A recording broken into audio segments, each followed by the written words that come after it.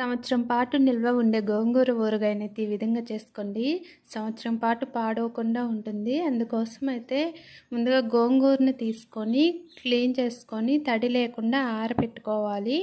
తర్వాత బాండీలో 2 టేబుల్ స్పూన్ల ఆయిల్ వేసుకొని 1 టేబుల్ స్పూన్ మెంతులు, 2 టేబుల్ స్పూన్ల ధనియాలు వేసుకొని 100 గ్రాముల వరకు ఎండుమిర్చి వేసుకొని ఫ్రై చేసుకొని పక్కన పెట్టుకోవాలి. అదే పెన్లో ఇంకొంచెం ఆయిల్ వేసుకొని గోంగూరను వేసుకొని గోంగూర మొత్తం ఫ్రై అయ్యేంత వరకు వేయించుకోవాలి.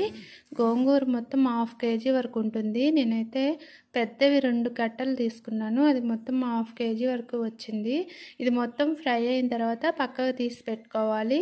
మళ్ళీ స్టవ్ మీద కడాయి పెట్టుకొని ఆయిల్ వేసుకోవాలి. 200 ml ఆయిల్ వేసుకొని 1 టేబుల్ స్పూన్ పచ్చెనపప్పు, 1 టేబుల్ స్పూన్ మినపప్పు, 1 టేబుల్ స్పూన్ ఆవాలు, 1/2 టేబుల్ స్పూన్ జీలకర్ర, 10 వెల్లుల్లి రెబ్బలు, 4 ఎండుమిర్చి, కరివేపాకు 2 రెమ్మలు వేసుకొని అవి ఫ్రై అయిన తర్వాత అందులో వేయించి పెట్టుకున్న గోంగూరను కూడా వేసి 2 నిమిషాల పాటు వేయించుకొని స్టవ్ ఆఫ్ చేసి చల్లారి పెట్టుకోవాలి.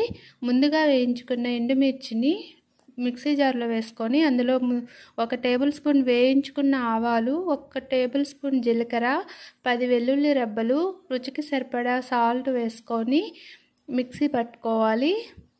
అందులోనే కొంచెం పసుపు కూడా వేసుకొని మొత్తం గోంగూరలో వేసుకొని బాగా మిక్స్ చేసుకోవాలి. గోంగూర మొత్తం చల్లారిన తర్వాత ఈ కారప్పొడి కలుపుకోవాలి.